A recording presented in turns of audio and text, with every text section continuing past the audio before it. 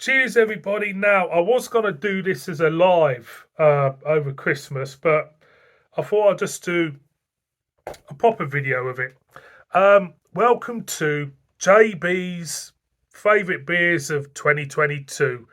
2022, what's it been like for this channel? Well, I managed to kind of like, at the beginning of the year, I managed to focus back on the beer again because I got to a point last year where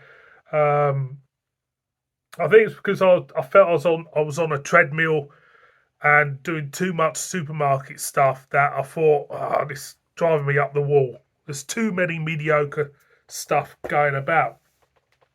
And what I needed was a bottle shop. I needed a bottle shop really to kind of like go to get decent beer. The bottle shops which were near me at the time were in York, which was Trembling Madness. And believe you me, Trembling Madness is not the same as what it was. It's more or less moved towards its mail order around there. And so I happened to come across a bottle shop completely by accident.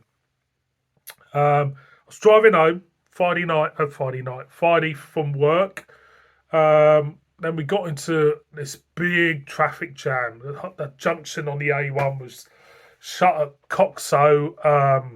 There was, somebody who was two accidents in a space of about half hour on this junction, and I got turned off. I had to go through Coxo. I was kind of like told by the police, I've got to go through Coxo, go down to Sedgefield, get back onto the A1.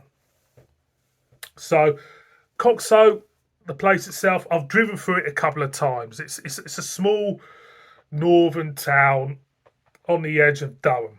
And I'll just go through it. I think there's a mining memorial there as well.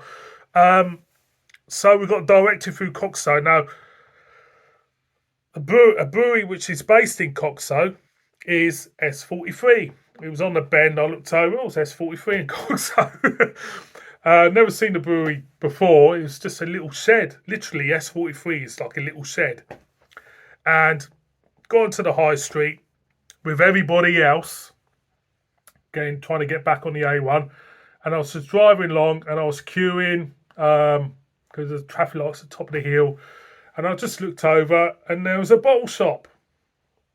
Bottle shop, beer and bottle. I thought, wow, there's a bottle shop in Coxo. And I thought, and when I get home, I'm going to have a look at their Facebook page. So, got home, went onto their Facebook page. Oh, I got some beers. Had a look. Oh, got to pop in there next week. So that's exactly what I did. The following week, popped in there.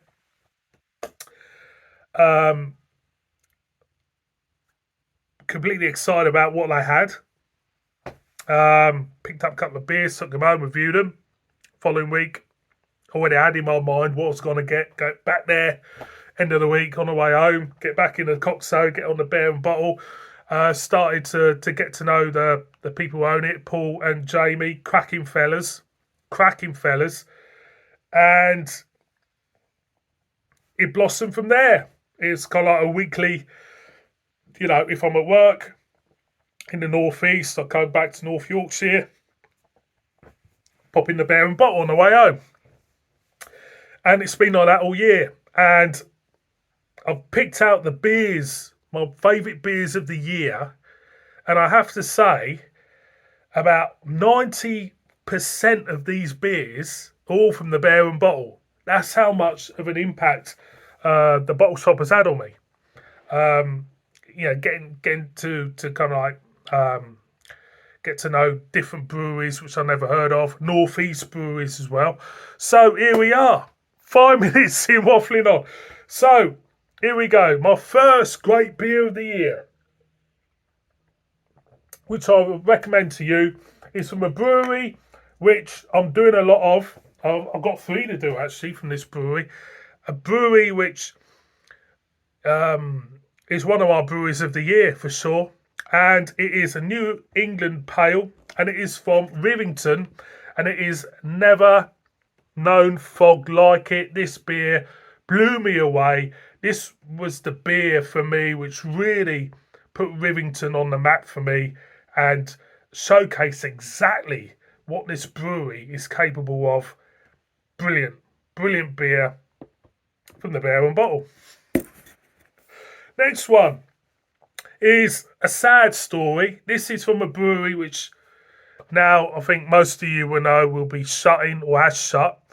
We're off to S43, but for me this is an acquired taste, but this is a beer which really, again, showcased to me the capabilities of this brewery and the brewing team, and hearing the equipment they have and stuff they have in the brewery, it really, it really is a wonder how they do it.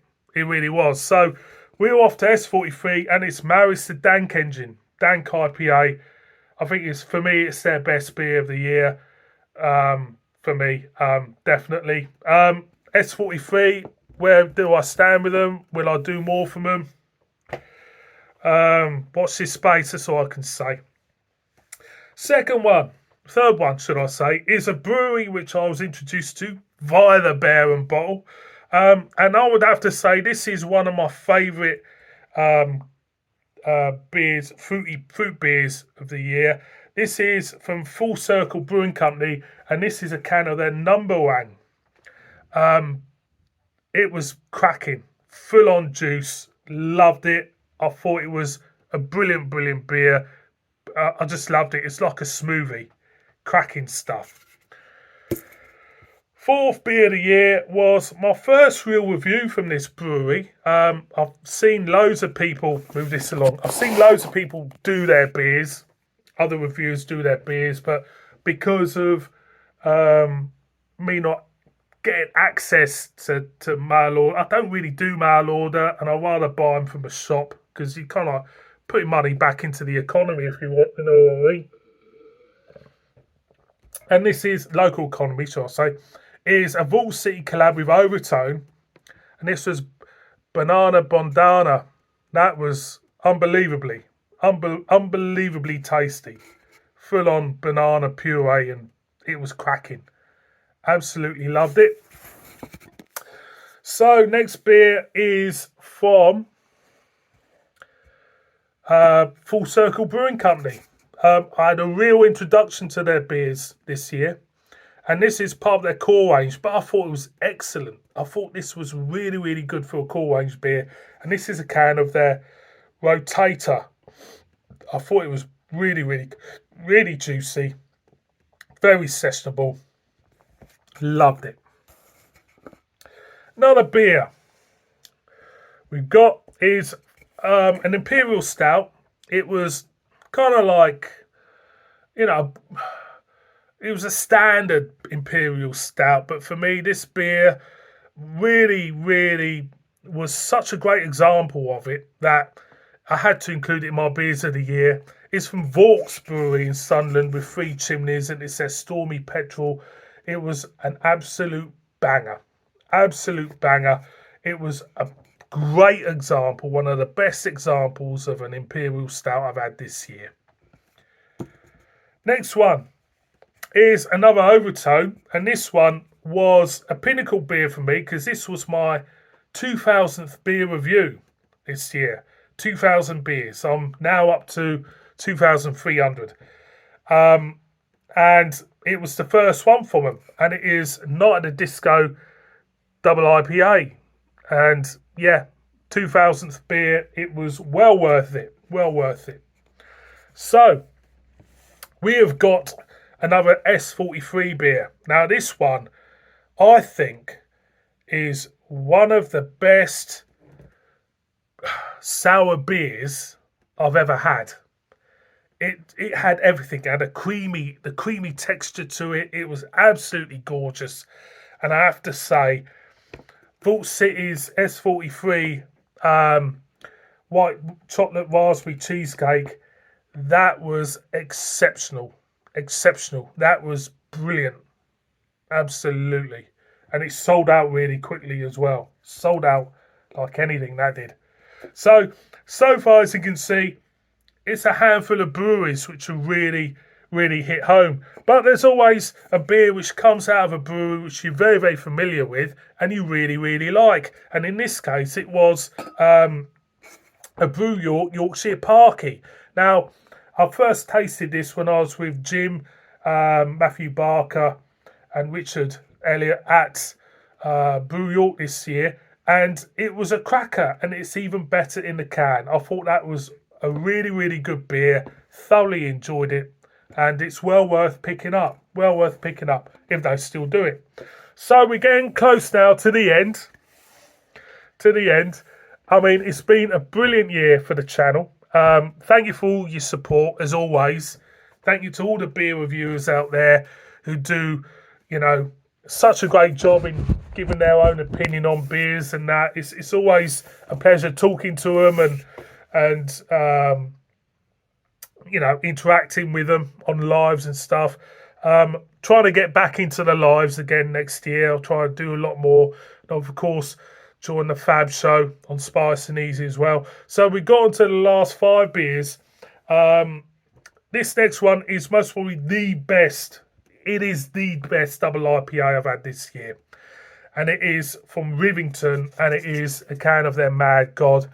It was to die for. It was juicy. The strength was well hidden. And it is most probably, it is the best double IPA this year for me, for sure. It's just one of them beers which, was pretty faultless for me. Pretty faultless. Pretty fast. Moving the camera along. So we're getting on to the last 4 now. And one of the beers of the year for me was done this week. And it was given to me by Simo. And it is I know for a fact, most probably, the best Christmas beer I've ever had. And it's from Black Iris. And it's pushed my fingers in mince pies. It is absolutely phenomenal. That beer is Christmas in a can.